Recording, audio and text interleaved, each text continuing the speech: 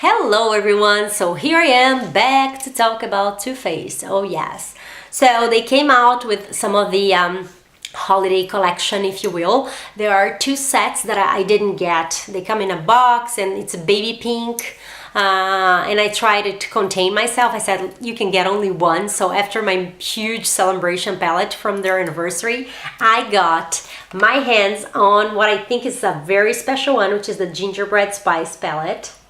And it comes like in 18 shades. I'm gonna show it to you. So packaging wise, always very thoughtful and cute, and this one is kind of metallic, easy to transport. I mean, if you go on a trip and all, because it's quite small.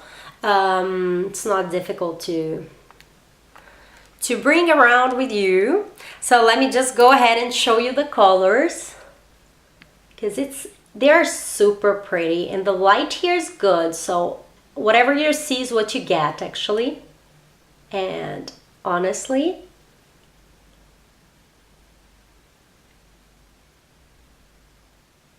they're super pretty. They are matte shades, they are glittery and shimmery shades.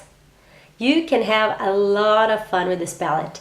And of course, I'm probably telling nothing new to the international public, but these eyeshadows are super pigmented. You don't have to press it like crazy.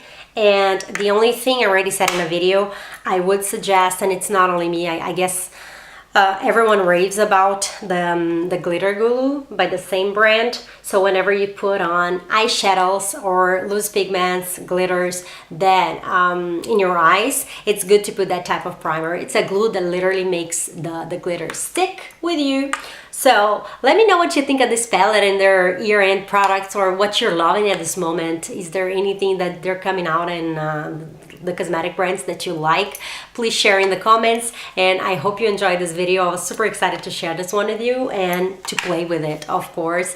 So have fun guys, and many hugs. Bye.